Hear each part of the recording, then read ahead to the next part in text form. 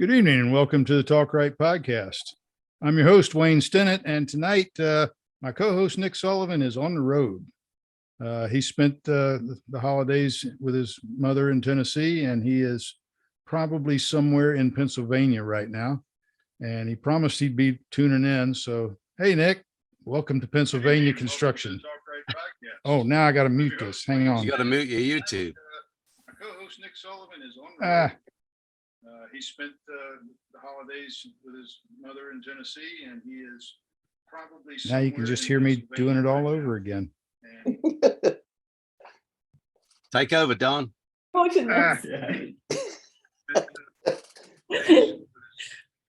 Hi, I'm sitting in for Nick. This is Don Rich. Doing it all over. Happy tonight to have Nick Harvey. Take over, Don. Have Nick Harvey and his narrator, Kim Bretton, with us. Hi, guys. Hey. It's chaos. Sorry about that. I left. I turned YouTube on and signed on to it. Kim Bretton with us. Don, someone else still has it going. Don, mute yours and see if it's you. Yeah, if you have YouTube open, pause it. I left. Pause YouTube. Whoever just, there we go. It's stopped now. Whoever did that. Okay. It might have been me. YouTube is paused on it's paused on video, but the chat still works. Cool. Okay, well, we got past the opening. We just made Nick look like a superstar, although there was nothing he could do about our incompetence. So, anyway, Don, go ahead and introduce our guest while I take care of some backstage work. All right. Well, we've got Nick Harvey, the author of the AJ series and Nora Summer series, and his narrator, Kim Bretton, joining us from actually across the pond. Mm-hmm. We'll say hi. Hello. Where are you exactly, Kim? Okay, so I'm in a little village called Funtington. Say that carefully. I know, right? Funtington. It's in, actually, I don't even think it's Hampshire. It's like right on the Hampshire and like Sussex border. Nice. Nice Okay, area. yes, it's lovely. Yeah. And Yes. Kim's not just into narrating. She also has done a lot of stage acting. As a matter of fact, in 2012, she was voted the best actress in the Nashville scene, as she's now living in Nashville when she's not over visiting family, and is a voice coach, does commercials, and I just learned she also plays guitar. Yeah. All of those. And I direct as well sometimes when they let right. me. I'm sorry. Yeah. I knew that. And your husband is a huge rock guy. Well, yeah, he used to be an artist, and he was signed to Atlantic as an artist, and now he's still an artist, but he's mainly like a songwriter. He's signed to Sony, and so we live there in Nashville. We have a studio, and yeah. I saw online. I saw the picture of Go where the music takes studio. us. The studio is really cool. So when Cheryl and I were driving across country, we stopped in Nashville and finally got to meet Kim and her husband Lee and her lad Herbie, and we got the whole tour. So the studio is underneath the house, and it is really, really cool. The coolest thing in the whole wide world is his humidity controlled guitar room, and Oh, wow. so yeah, in the corner of the studio is an English telephone box, the red telephone boxes with all the glass panels, and you open the front door and it has a secret, and it's got the phone thing in there and everything, but the back is actually another door, and it goes into the humidity controlled guitar room. Oh, that's like Get Smart. Oh, it's like a TARDIS. It is a bit Doctor Who. like It's Yeah, really cool. it's Yeah. very James Bond. Yeah. Yeah. I'm surprised that hasn't ended up in a book yet. No, I probably will. We've done like some filming there. We've had like some fun times. Like Whispering Bob came and did a TV show, and we had Emmylou Harris and Brandy Oh, wow. Clark and some cool people singing in the house and in the studio too. It was cool. Yeah. One thing I I'm trying to neglected. play the guitar. I've got, how many guitars do we have in here right now, Jordan? 1, 2, 3, 4, 5, 6, 5 guitars and 6 guitars and 2 basses. But that's not even all of them. I What just kind of like the look like of them. Wayne? Trop rock, Jimmy Buffett, Eric Stone, Don Middlebrook, Yeah. easy 3-chord songs. Yeah. And I Glad- forgot to mention your books too, Kim. How many books have you written now? I've written a couple, and I'm working on next year. I'm going to be bringing out a couple more. Yeah. Awesome. Yeah. So I've got to tell you, I have listened to one audiobook my whole life. And it's, Yeah. of course, it's part of what I'm going to be working on in the next year, bringing my books into audiobooks. And, but so I got on your website and I started listening to all the different samples, and it was just amazing. The difference in the tempos, of course, the difference in the accents and the voices and everything. And I noted where you said that the connection between the author and the narrator is very intimate and intense. How much? I guess it varies from author to author. Yes, that's really cool. You notice that it really does. So you get to know, like, the author if you're lucky, and luckily I got to know Nick. But you get to know the author if you're lucky, and you read their work, and every book, you know how it is. Every book requires a different sort of like voice, and even though it's my voice, like you say, the tempo and the feel changes, and then obviously you've got like accents within that, and I put a lot of work into accents, but then Nick will give me a scene where I'm narrating first person teenage Norwegian, and then I'm speaking to like a 50-year-old Glaswegian, a couple of Caymanians, and maybe an Irish person and a Londoner thrown in there. In which case, you have to really take your time with it, and then it all comes together in the editing. Because That's cool. He they're said you have hard a lot of people to keep in your head when they're from such different places in the world. And before we go too far, being lazy, it's like midnight there and she's in her pajamas. I'm totally in my pajamas, drinking champagne in my pajamas. I'm on holiday. That's good. And she's Just pretending like that she only does that late at night. Mhm. Yeah, this could be. Yeah. And I We've understand. just been over the pub on the road, over the road, little country pub. It's been lovely. I understand you have a Norwegian friend that you bounce off some of Nora's little Yes. idiosyncrasies or words. Her name is Siv Klinderud, and she is really like a famous actress in Norway.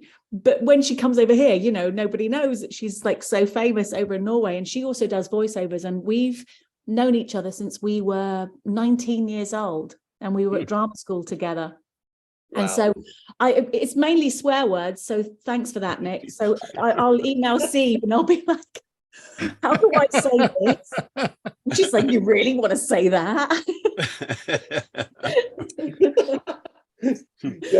But if you're saying it in a foreign language, you're not really saying it.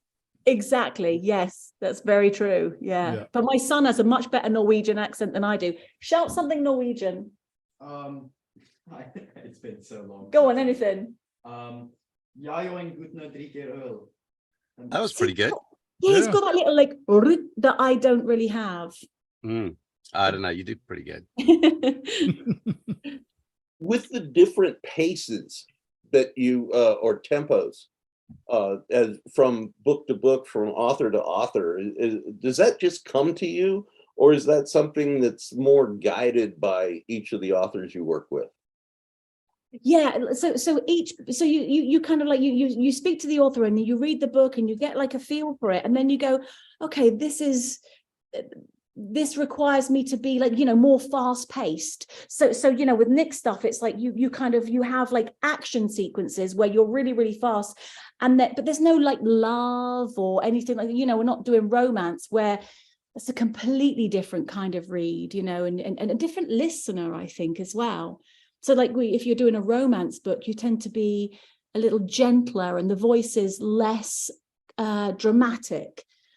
As a narrator, I tend to be quite dramatic with my reads because I come from like the theatre, and that's great for some people, and then some people are not so into that. And so I find like with the romance stuff, I tend to just tone it down a little bit and try and be a little bit more gentle, really.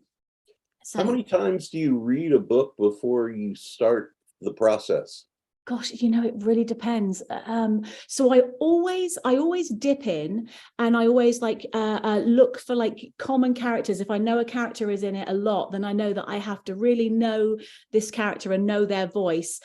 It's good to know if somebody dies pretty quick, because then you could end up putting a lot of effort into a character and using like your best voices for it, and then they're dead the next chapter. So I like to kind of like know that. Don't waste a good voice on this one. Exactly. Just make them Canadian. Right. Oh my They're going to die anyway. Yeah. I right? apologize to all our Canadian viewers. All my Americans sound Canadian anyway. Yeah. I don't even know why I chose Canadian films. Other than Nora, who's his toughest character to do? Reg? No, Reg is really easy. I find a London accent really easy, and I find I've said this before, like old men, I can nail those. I'm like really good with old men character voices. I love doing them. I feel like I could really like get there. Nora is exhausting because it's written first person mostly. Well, whose fault is that? Well, not the writing in first person, but somebody came to me and said, I think I can do the accent through the whole thing. Yeah. Somebody said that. I did say that. You do the narrative in voice? So I did the whole thing like Nora, just in this voice, and it becomes very exhausting because you can do it for so long, and then you have to kind of stop and have a cup of coffee and think about it and come back down to earth and then come back to it. And then sometimes I'll go off on a weird place, and then I'll have to bring myself back again, and then maybe re-record a few like pages. It just takes me longer. You noticed that, Nick, right? It takes me longer to do a Nora book. I'm not surprised either. Yeah. So the narrating was just a logical progression from stage acting. Yeah, I like it because I have more control. I really do. I like, like all of us, I think we all have this in common. We like to sit in a room and like go into our heads and work alone. So I get to do that, and although I like to be sociable and work with a group, when you're working alone, as a narrator, you get to be the actor, every single actor in the piece. You get to be the sort of like the overall narrator. You also get to direct yourself. It's like eating the whole pie. We got a couple of questions from our YouTube audience. First, Yvonne Edwards comments, she likes your Westie picture there in the background. It's probably not her Westie picture, but it's whoever she's staying with Westie picture.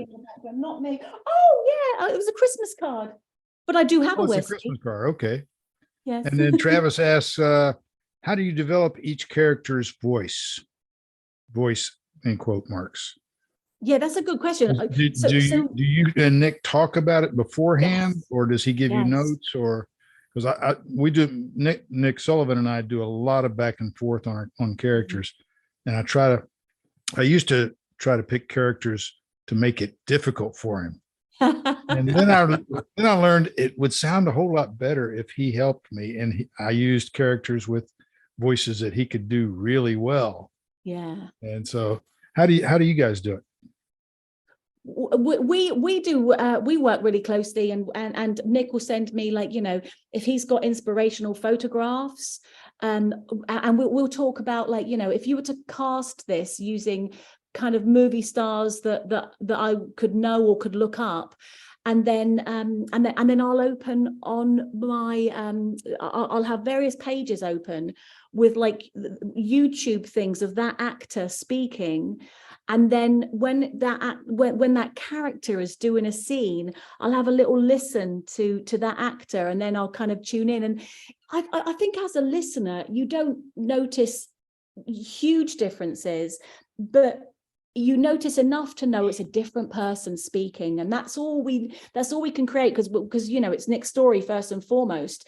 And my job is to deliver the story, but having like those subtle differences, like going like, okay, these are the actors that we've cast in these roles, and so I'm doing sort of like a bad impression, I guess, of all these actors. That's exactly what Nick says. Right. Not Brit Nick, Nick. Mhm. And he a lot of times I'll give him an idea of, okay, this character sounds like Mike from Breaking Bad. Yeah. And then he'll try to do Mike from Breaking Bad, but it doesn't sound anything like it, which is good because I don't want it to, but it sounds kind of like it. But he remembers trying to do that voice, and each time he tries to do that voice, it comes out the same. So it works out really well. Yes.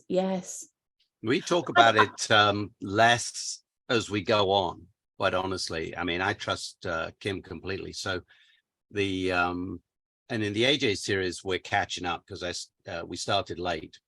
So I don't know how many books into it when we started.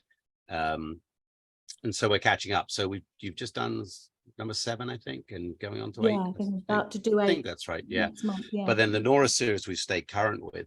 So once you have the base characters, like your core group of characters that are going to be reoccurring, we spent quite a bit of time early on doing that and kind of exchanging stuff.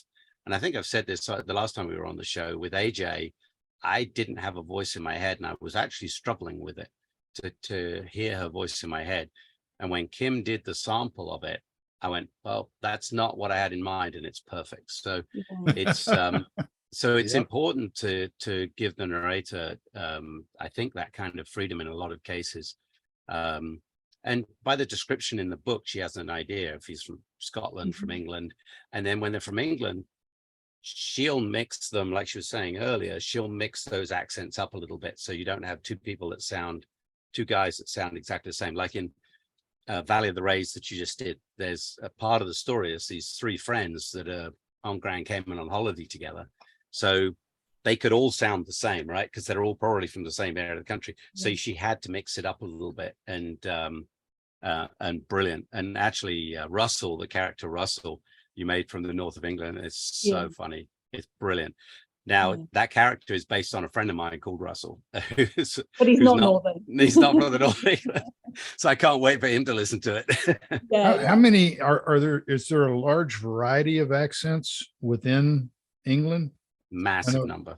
People talk about, Southern accent. Well, I don't have a Southern accent. I have a Florida accent. And somebody from South Carolina has a different accent. Georgia is different. Tennessee, Kentucky, all this. Nobody has a Southern accent. It's all a lot more localized. So I imagine it's kind of. Yvonne was talking about the Cockney accent. I don't even know what Cockney is. Yeah, I don't think anyone does anymore. I think it's one of those dying accents. Now you sort of like, you go to, if you're doing a younger character from London, you tend to just do a sort of like, a standard working London, as opposed to Cockney, which is a very specific East End thing. But the East End has become so gentrified. It's not what it used to be, so that accent dies along with it. It's a shame. I recently did a book where it was set in Manchester, and so all the characters were from around that area, and they were mainly female, and that was a real challenge. But then when you know that like Manchester and Liverpool are like, what are they, Nick? Are they like 30 miles? Yeah. Not, is it? Yeah, it can't be a whole lot of difference in accent. Yeah, and like your Manchester accent sort of Really? sounds like this, Manchester, whereas your Liverpool is more like this, and it's more far back in the mouth. And so I kind of played around with that, like going, okay, so I can do Manchester as one and Liverpool, and I can take it over to that sort of like that other side of Yorkshire. Maybe I can go over there to that coast and bring a couple of those characters in. And it was the only way to differentiate. Otherwise, it becomes very hard to narrate loads of characters if they're all from the same place and they're all women of the same age. It's very difficult. Yeah, we have a lot of varied accents and dialects, and even like an English country accent, which is very pronounced. Oh, country, I'm from the countryside. It changes enormously from where you go. And you know, you go from, they all developed because the country's so old, and we used to have these towns. Everything started as a village, became a town, became eventually a city, and now they've all blended together, right? And 30 miles apart, that's a 3-day ride. Exactly. So, you know, when they were in, you know, if you lived in Oxford and you talk about London, that was a long way away. Now it's an hour drive. Well, now it's about a 3-hour drive on you. Yeah. You know, but On a personal note, since I've got both of you on here, do you know where Lincolnshire is? Lincolnshire. Yeah. Yeah. Where's it? Like kind of like North. upper middle. Yeah. Oh, okay. Do they have a specific kind of accent there? I'm sure they, yeah, I'd have to look up what it is. I'm sure they do, but Okay. I guarantee they do. It changes enormously. Like if you go up to the north and go on to the east side, or go to the west side, which is, you know, probably 100 miles apart or a little bit more, it's a massive change and a massive difference. Yeah, it's huge. I asked because I've never been there. I've been to London once, but my ancestors came from Lincolnshire Oh, wow. Yeah. in 1641. Really? I love the way you say Lincolnshire. I like that. Because we say we're lazy. We say Lincolnshire. Yeah. So Well, we it say depends on Shire. it depends on where you're from here in the States too. If you're from Massachusetts, it'd be Linkshire. Wow. I mean, there's a town in Massachusetts called, it's spelled Worcestershire. Yeah. It's pronounced Worcester. Yeah.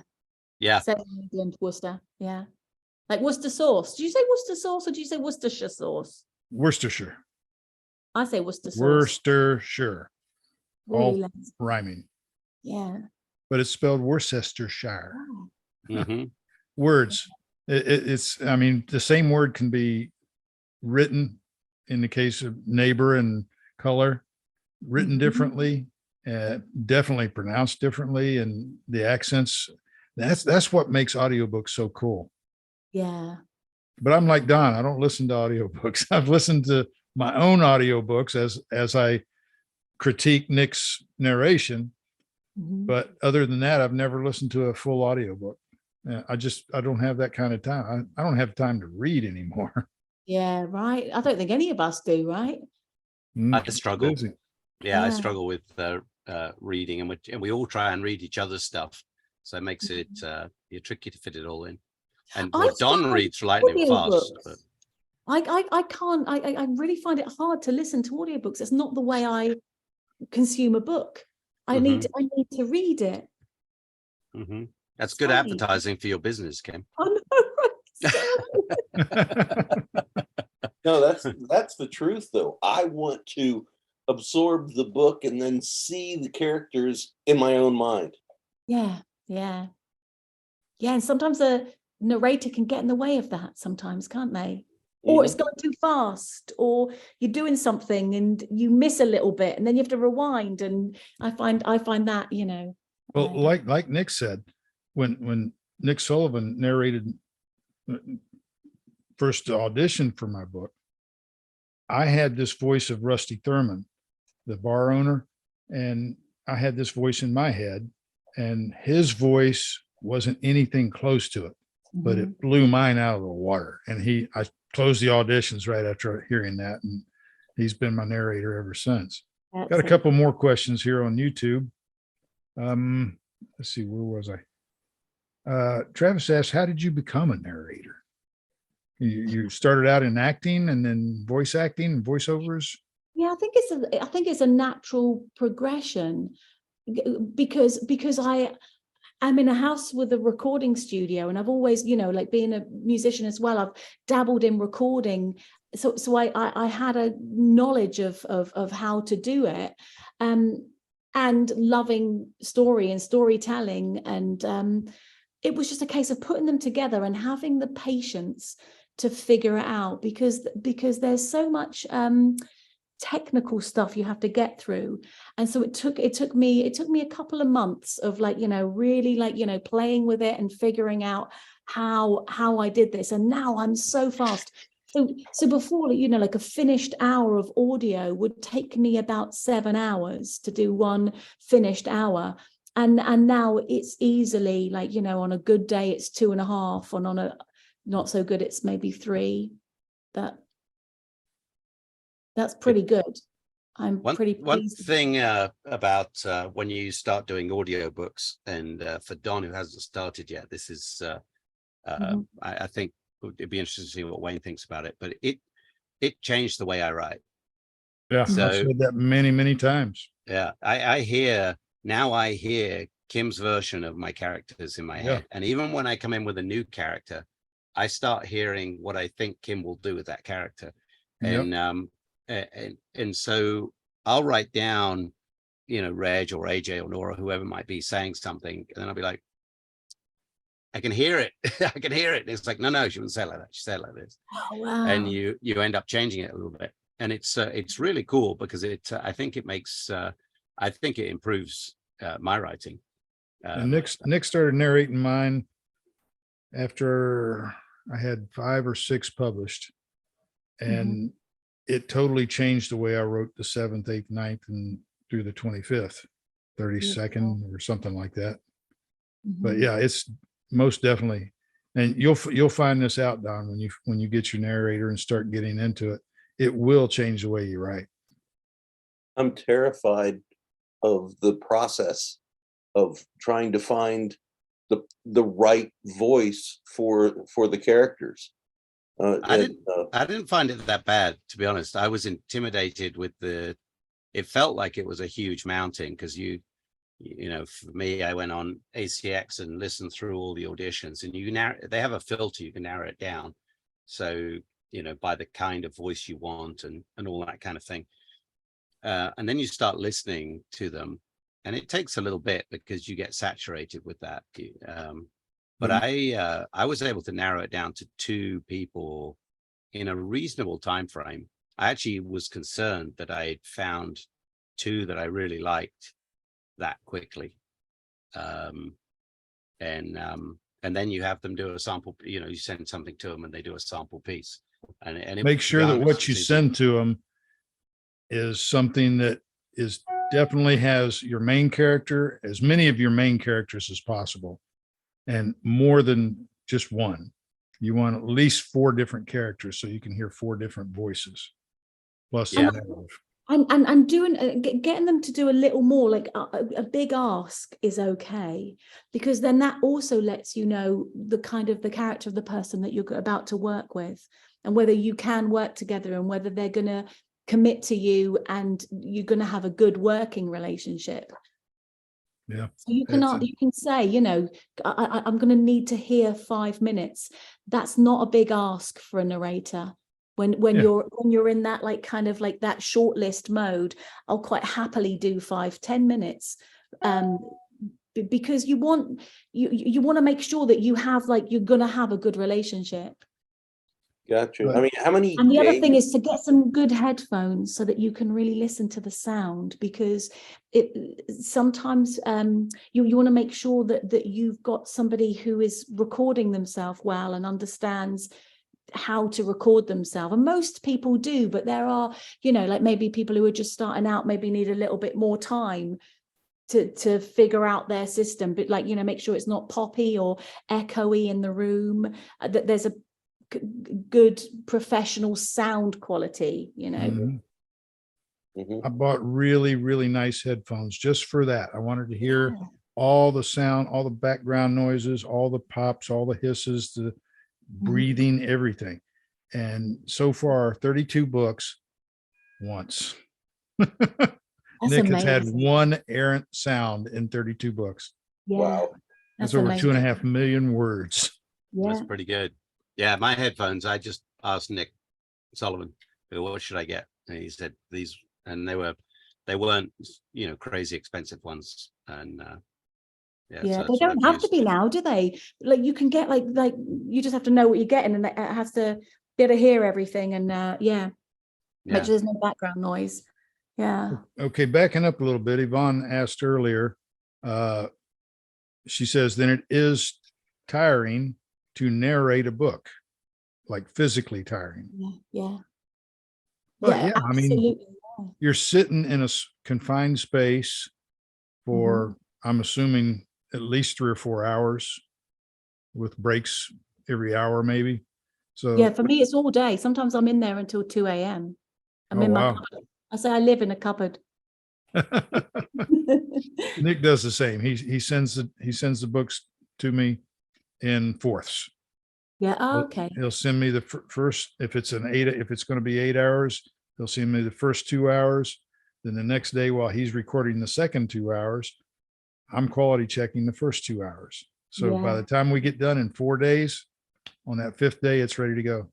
That's great. Two complete hours of an audiobook in one day is really tiring. I put in my schedule that I'm going to do 1 hour, and then I sometimes will go over that, or I'll have a lot of things that kind of like take up more time. Like if I have to look up a lot of Spanish. For example. When you're talking about hours, what does that equate to in words? About 400 words an hour. I don't know. I haven't thought about. No, it's more than that, isn't it? No, it's 400 words per page. Yeah, 10,000. divide 70,000 words by about 8 hours, and that will get you there. About 75,000 words by 8. Yeah. So it's about 10,000 words an hour. Yeah, a little less, probably about 8,000. Yeah, 8 to 10,000 So words an hour. one finished hour of audio can take a narrator anything from 2 hours if it's just exposition. Oh my gosh, that's so easy. And there's no difficult words. You can just like churn that out. If you have a lot of conversation, that massively slows you down. And then if you have like pronunciations that you have to look up or accents that you're still playing with, that then slows you down. So so you can set yourself an hour, and that could take you 2, or it could take you 7. It literally is like, it could be that crazy. What's exposition? Like when you're just describing something, but there's no one talking. Yeah. Narrative. Gotcha. Narrative. Yeah. Got it. How did you find Kim? How did I find Kim? Yeah. At street corner. Yeah, she was there with a can, and she was just down on her luck. Listen to and I this. thought I'd give her a chance. No, through that ACX stuff, she had a portfolio on there and samples of a lot of her work, and I listened to the first bit, and I'm like, oh, this might be one. So then I listened to a whole bunch more, and I found something she'd done before, and I went, that's the kind of voice. Because like you said, the voices vary. The whole narrative voice moves depending on what the story is and the kind of genre. And I found something and sent her a note. This is all through the ASX system. You can do this. And I sent her a note and said, this is the one I really like for pacing and stuff and what have you. And would you like to do a test piece? And then you send her the bit that you want her to read, and she does it, sends it back. And you were great, Nick. We did quite a lot of toing and froing, and you were really clear with me. You were like, I'm down to like 2 voices, and so I'll need to hear a little bit more. And it was really clear, and I appreciated your honesty, and so we just kind of figured it out, didn't we? Yeah, and ultimately, how many total auditions did you listen to? I only had 2 people actually produce an audition for me. I listened to, and then you went and found, oh my God, 50, 60, at least, maybe more voices I listened to through the ACX examples, and narrowed it down to those 2. I narrowed it down to like 8, and then kept listening back and forth. I didn't know you could do that. Mm-hmm. I just put it up for auditions and got, Nick was the 63rd narrate Wow. 63rd Well, you audition. got- You Yeah. you scored gold with Nick, didn't you? Yeah, Some that's some one way you some I can do could it. some I could discount right away. They didn't have the right voice, didn't have the right, pacing or attitude. Some had no knowledge of. That's another thing to put in your script that they're going to read, Don, is put some boating knowledge in there.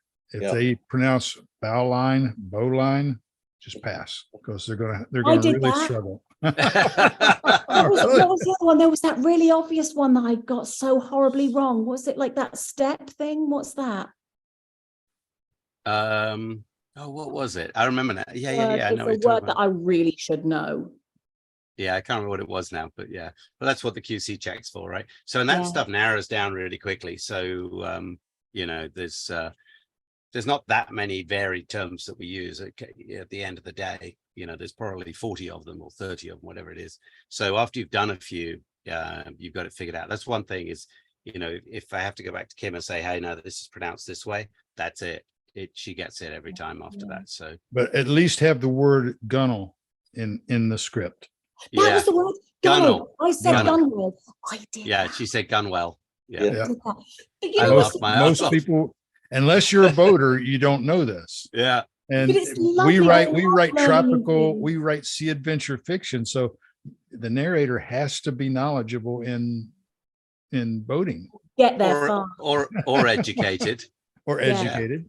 Yeah. Or just So- hungry to learn things. I think I would be great in a pub quiz now. I know so much. I put a glossary in the back of mine now. Oh, I had so nice. many questions. Well, what's this?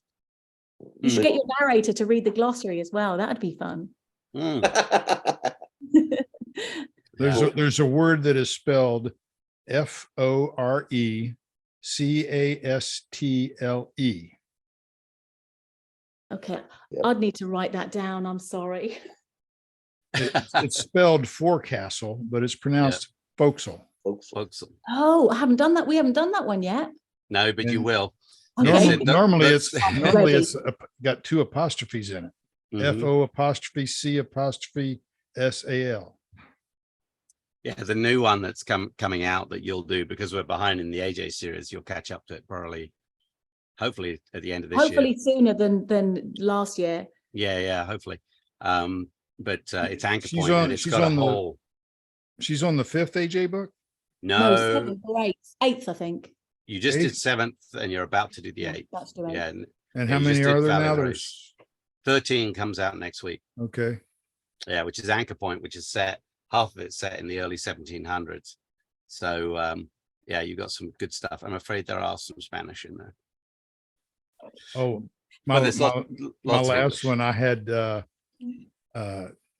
Teanu Indian speaking their native language, There you go. which is an extinct language.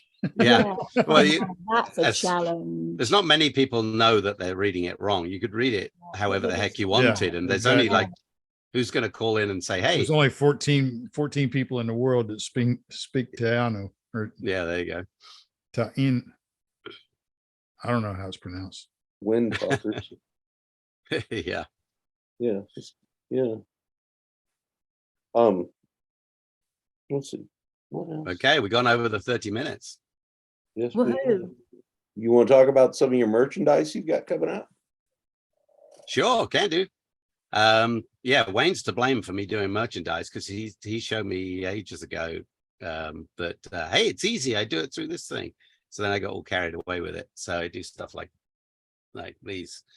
But yeah, I'm actually switching my website provider. So I'm on that project at the moment, which is pretty big, and the store will get moved over, which allows me to do more stuff than outside the single supplier that I had. But it's fun. I do like dive gear, so like rash guards and like leggings and sports bras. And I need to send you a sports bra, Don, and maybe some leggings. I think you'd look pretty cool. You know, The at some point we're going to meet up. You should be careful. I sent you a shirt. You didn't even wear it tonight. No, I didn't. I'm sorry. No, I've got a Ocean and Coast. There you go. That's very topical. I love So- my mug. I have a Fox and Hounds mug, Yeah, cool. Fox and Hare. Fox and Hare mug. And Lee really loves the Converse. He's like, I'd wear those. I'm like, well, I'll get you a pair. Yeah, we got. Yeah, nice. It's stuff. great. There's so Mhm. much stuff out there, and it's fun. And I get way too into doing the graphics and stuff for it. So I have more stuff than I probably should have. But yeah, it's at my website, harveybooks.com. Is go to the merchandise store and you can thumb through and find. There's the t-shirts and sweatshirts and mugs and stuff like that. But there's Yeah, also but there's so much other dive stuff gear. that's not conventional, right? It's like Yeah, the dive gear is great. We've got dive gear. Conch Republic Divers in Tavernier in the Keys carries the line, or is going to carry the line down there. It's AJ Bailey gear, so and it's all themed based on the books and AJ Bailey and stuff like that. Mermaid Divers, so her dive op is called Mermaid Divers, so we've got a really cool logo for that, and so that stuff's really fun. And then we've got a couple of places now in Cayman that are going to carry the branded for them dive gear as well. So that's fun. Cheryl Nice. dives in it. If you see our online videos of diving and stuff like that, you'll see It's Cheryl walking wearing it. billboards. Yeah, I mean, It's great. My logo, the Gaspar's Revenge logo, it has the web address. It says Gaspar's Revenge Charter Service, established 1999, www.gaspars-.com. And if Which you go takes to you to your website. gasparsrevenge.com, it takes you right to my store. There you go. Yeah, it's good stuff. It's all about I don't really make money of it. I don't do a high markup on it, just to kind of cover the basic cost of it, because and I give out, I do through my newsletter, I do discounts all the time because I want people wearing the gear. It's fun to wear, and it gets people talking about the books. So the dive gear, my books are based around a lot of diving. So if they're on a dive boat and someone's wearing the gear and they go, oh, who's Mermaid Divers? Or, hey, I know Mermaid Divers, they're in a book. That's the conversations that I'm Yep. hoping will get started. Two readers start talking. That's Yep, exactly. in some foreign country on a dive boat. Yeah, It just doesn't get better than that. exactly. And the best t-shirt ever just went up on my site, and Don poo-pooed it, for Christ's sakes. Come on, Don. I was offering you one. You sent me a, what was it, Bite Me? Oh, that picture one. back? Yeah. Yeah. Okay. That's the best one ever. So Wayne, I don't know if you saw it. It I says, haven't, no. it has the letter W and then an anchor next to it. Well, you said this would work really good with you. It's like, oh, okay. It says, don't be a wanker. And Yeah. Anchor. and then it's accredited to Reg Moore. So you would be wearing it, telling people, don't be a wanker. So I saw Jinx put up the same shirt, but it didn't say "Don't be a." yeah. And so that's what I originally thought you had put up there. That's a little bit different. Yeah. Yeah, that's Yeah, different. And see? it's like, okay, so I found one that had two fish hooks that were intertwined, and it said "Bite me." I like that. Yeah, but Here's it was one for fun. you. It's an ages old thing in England. But it's been reworked many times. But thanks to Thatch, our friend, who sent me a picture of someone with a shirt like that, and I stole the idea. So you had it done. Yeah, it's done. It's on the site now. You can go buy it at my site. Oh, I'm gee, going to buy that. I want one. that's hilarious. Yeah, I can't wait. I'm going to order them. Mhm. So next show, I'll be wearing it. There you go. Yeah. There you go. The, Don, how many books have you written so far? who? Yes, Don, you. Oh, me. Let's see. I'm on 4 and 11, 16. 16. Yeah. And you're getting your narrator for the first time soon. Yeah, That's great. that's in the plan for this year. It's an exciting time. It is an exciting time. I wanted to make sure that I had enough of a library to make it worthwhile and to keep people's interest. Mm-hmm. And so now it's time to start putting them down. Yeah. Yeah, so it's going to be fun.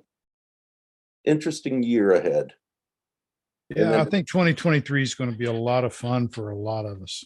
Yeah, It's, we've had 3 years of just stuff Yeah. crammed down our throats, and just I'm done with it. yeah. I am totally done with 2020 through 2022. I'm ready to have some fun. And I'm happy and working with Nick now on Priceless has been a ball. Nick and Deborah Brown, and really enjoying it. And then I just put it all in and put it into ran it through what was it, Grammarly, Mhm. and of course I have it set for American English, and when it hit Nick's spot, it just about had a stroke. I was getting all kinds of, what is this? No. So, I just can't. All these collaborative books, I have to write as I write, sure. and then we go through and Americanize it all. But I would trip over myself if I tried to. It's hard though, Right isn't it, that way. when you're British and you live in America like we do, writing things like color and neighbor, because when you're at school and you're drummed in like the correct spelling and everything, it kind of like goes against yourself to write it the American way. So it's one of those things I tend to dig in on, and I continue to like not let spell check make it American, and it's kind of crazy, really. I should let that go, but Yeah. Well, I write in UK English in both my series. Yeah. So, and the interesting one now is but I do American English for the collab stuff for tropical Yeah. authors like Graceless, Timeless, all that stuff, and we'll do it for Priceless, just for consistency. But who's going to narrate Priceless? I don't know. We haven't even thought about that actually. Yeah, I don't know. That today. I guess we should find out who's going to narrate Shameless also. I think Steve's guy. is Steve gonna do Beckers. it. Okay. I think that's what Nick was. He was either saying or he was hoping for. I'm not sure which. wouldn't it be Yeah. good to like get like all your narrators together, but it's a lot of work. It's a lot of editing when you Yeah. got narrators or No, different people. We'd have to narrating hire an different engineer to do voices. that. Yeah. It'd be cool though with It one of would. them to do all the different voices. I think the group ones where there's what do they call that, a ensemble or whatever it is. There's a Yeah. fad of that new now, and I think I've the done a lot one. of those. Yeah. Yeah, cool. I think with a lot of people, so it's all changing. That's good. I've listened to some where it's just 2 people doing it, like a man and a woman. And to be honest, I struggle with that badly. It throws me off because someone is doing the narrative, and like if they're doing the narrative in the male voice and then the female says something, then it's They all do of it a in sudden their this own female thing. voice comes in there and says something. It's very jolting. It pulls me out of the story. But I think the doing it with a whole ensemble like that, it would be like essentially listening to a TV show but not looking at it, or listening to a radio Yeah. show from the old days. Yeah. I think it'd be But kind of cool. if you did that, you just have to get a producer. So you'd get a producer, and then they would like put it all together, and Hick Nick would correct you and say that's called a multicast. There we Yeah, go, so multicast, that's yes. right, yeah. When we went to the Audible studio, or the Audible headquarters up in New York, they took us on a tour, and we actually went into the production of a multicast, Mhm. and we were on the engineer side of the glass, and the author was there with his wife, the sound engineers, and all the people that were working behind the scenes. And we're just kind of standing there in the corner, and on the other side of the glass are the 4 actors playing out the part as it comes along. Yeah. And one of the actors pointed out something in the dialogue that would sound better if you did this. And so the author changed the book. Wow. Cool. Wow. Yeah, That's it's very interesting. Yeah. I've done that where we've done it like, with Audible, actually, where we've been on Zoom. There's been like, 6 or 7 actors, and we're all on Zoom, and we're all recording ourselves, but we're hearing and seeing each other. So we're kind of like, playing this like a play. It's a lot of fun. And then we just send off our kind of, the entire recorded thing, and somebody chops it up and puts it all together. And I don't have to do any of that. That's quite fun. And then I've also done it like you did, like in the studio, where there's been quite a few of us all in different little booths, but all being able to like look at each other, and then a producer and a director in a separate place. It's all really good fun. Is there a facility like that in Nashville? Yeah, there's quite a few. Yeah, quite a lot of studios that do that kind of thing. I've worked in a few of them, but like Nashville is Music City, there are so many studios. So Yeah. But it's different, recording voices to recording music. Everything is different about that. The setup of the mics, the proximity, the mics that you use, Cool. Yeah. Well, this has been an interesting evening. A lot of fun. Thank you. Yeah. And we alluded earlier that we are changing to a 30-minute format from an hour-long format for those of you watching.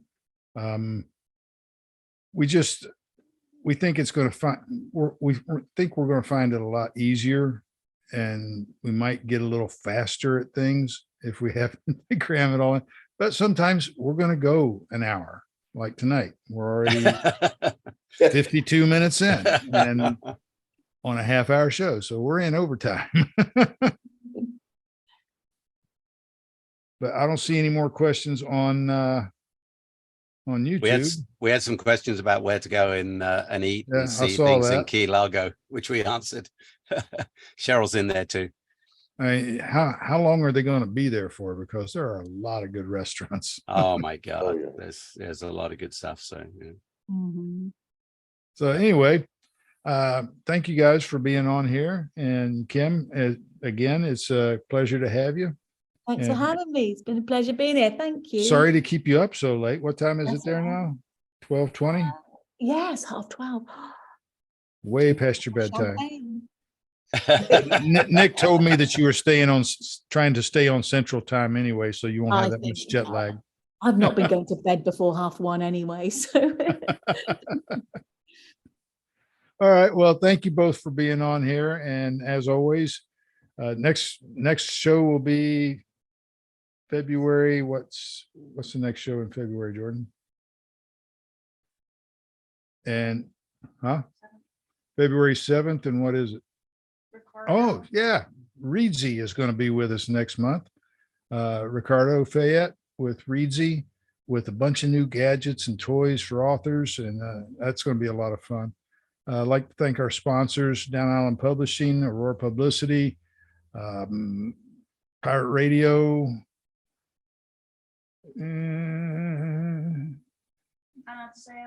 How Not to Sail, yes. And I'm sure there's a couple more. I miss one or two every week, or every month.